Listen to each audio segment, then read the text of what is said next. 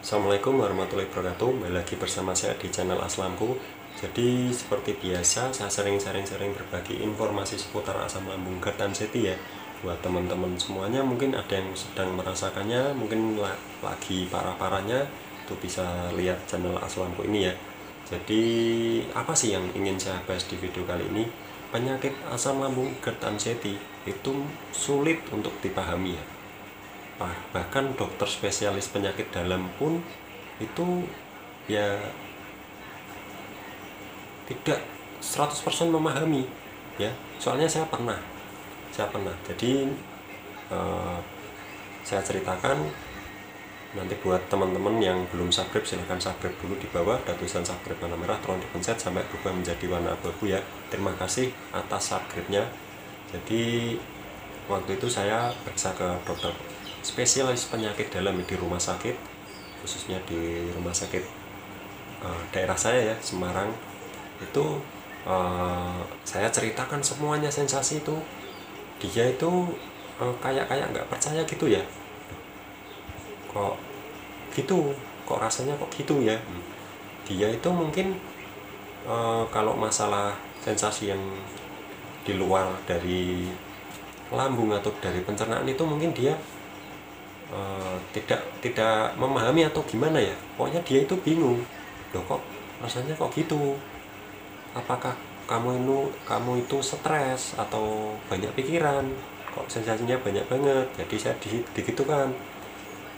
Stres sih enggak pak, karena saya stres itu karena sakit ini nggak sembuh-sembuh, saya itu jadi stres ya. Jadi gitu. Dan dia pun masih belum paham. Dan setelah itu udah nggak ada percakapan lagi, terus kasih resep obat ya, terus ambil obat itu aja. Dokter umum itu ada juga yang memahami, tapi ada juga yang tidak. Mungkin dia gini ya, mungkin dia itu pernah dapat pasien sama itu, mungkin dia tahu GERD and SETI itu ya, tapi itu mungkin nggak banyak ya, mungkin nggak banyak yang diketahui dia. Cuma kan tahunya mungkin asam lambung, udah gitu aja, tahunya cuma gitu aja. Dan pernah saya itu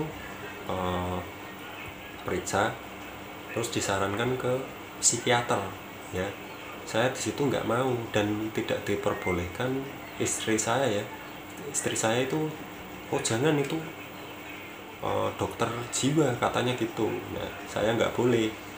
Terus saya akhirnya ya periksa terus, yang nggak pakai BPJS itu saya bayar terus. Dan di situ juga dokter itu ada yang paham, ada yang enggak. Jadi memang penyakit ini, asam lambung GERD dan SETI ini memang susah untuk dipahami.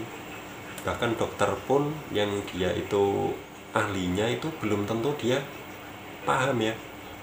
Yang benar-benar paham itu dokter khusus untuk pencernaan ya. Ada namanya apa ya, gastro apa gitu loh, pokoknya ada, itu khusus pencernaan. Dan kalau anxiety-nya itu dia pasti ke dokter psikiater ya. Jadi kita mungkin kalau ke dokter ahli penyakit dalam atau khusus gastro, dokter yang gelarnya itu gastro, atau khusus untuk menangani pencernaan, itu kalau kita keluhkan tentang anxiety itu paling kita dirujuk ke psikiater, pasti gitu ya. Jadi obat dari dokter penyakit dalam itu sebenarnya itu bagus ya, bagus. Soalnya dia itu ahli penyakit dalam ya. Dan obat dari psikiater itu juga bagus. Menurut saya itu paling bagus ya. Tapi tidak semua obat itu cocok di kita penderita asam lambung GERD dan SETI. Ada juga yang cocok, ada juga yang malah cocok terus ketergantungan ya, terus di konsumsi terus. Itu kalau berkepanjangan itu kan juga nggak baik juga ya. Kita kan maunya yang alami, udah sekali aja atau beberapa kali sembuh terus nggak konsumsi lagi ya, maunya sih begitu. Tapi ada juga yang nggak cocok. Kalau saya dulu terakhir minum obat itu saya nggak cocok, udah minum 3 hari sensasinya malah bertambah banyak. Ya di situ saya udah nggak mau minum obat dokter lagi ya. Terakhir itu saya minum obat dokter waktu USG, ada videonya di video sebelumnya itu ada, kalian cek aja di video-video Aslamku ini. Saya di situ juga waktu USG juga dokternya di situ itu taunya cuma asam lambung aja atau mah aja atau gastritis aja, dia taunya begitu. Padahal ada anxiety-nya juga, ada kecemasannya juga ya. Jadi di situ saya udah nggak mau cerita-cerita lagi tentang anxiety karena nggak akan paham ya. Kalau yang belum pernah, kalau menurut saya yang belum pernah merasakan pasti nggak akan paham. Malah bahkan yang udah sembuh itu malah paham. Menurut saya itu malah lebih paham yang pernah merasakan udah sembuh total, itu malah bagus ya. Kalau bisa sih ya kalian utama sih ke dokter dulu. Memang penyakit ini tuh sulit dipahami, sulit kalau kita nalar itu, kalau kita mungkin belum pernah terus kita nalar penyakit apa sih kok nggak sembuh pasti kita nggak berpikirnya nggak bisa. Soalnya apa? Dilihat sehat, bisa jalan, bisa ngomong, bisa pokoknya fisiknya itu nggak menandakan kalau kita itu sakit. Jadi memang bener susah untuk dipahami ya, bener banget. Mau kita cerita sampai mulut kita berbusa pun, yang kita ajak cerita itu dia nggak akan paham dan malah ketawa mungkin ya. Kok bisa gitu mas? Iya, soalnya kita itu merasa sehat. Misal kita curhat, ini loh saya sakit gini, padahal bisa ngomong, bisa jalan. Loh, kok orang itu kok mengeluh terus, tapi kok badannya nggak kenapa-napa, kok bisa jalan, bisa kesana kemari, bisa ngomong.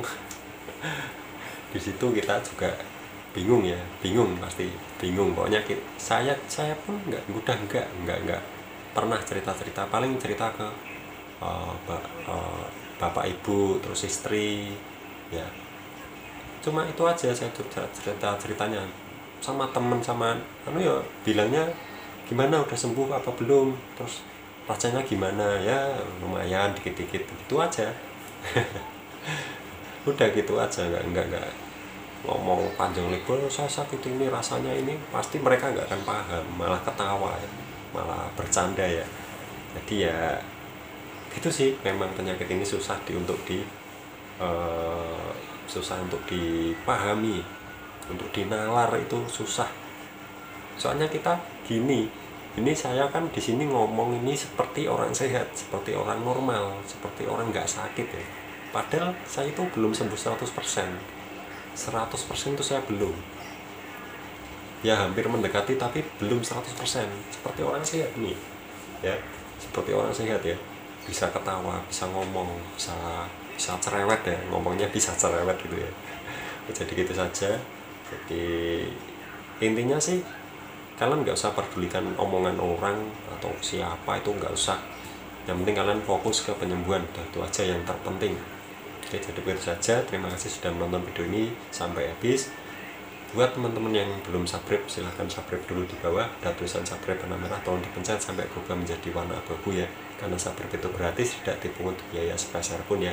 Jadi terima kasih buat yang sudah subscribe atau yang baru subscribe atau yang sudah mendukung channel ini dari 0 sampai sekarang ya. Terima kasih banyak. Terima kasih. Wassalamualaikum warahmatullahi wabarakatuh. Semoga kita semua lekas diberi kesembuhan 100% sembuh total. Amin.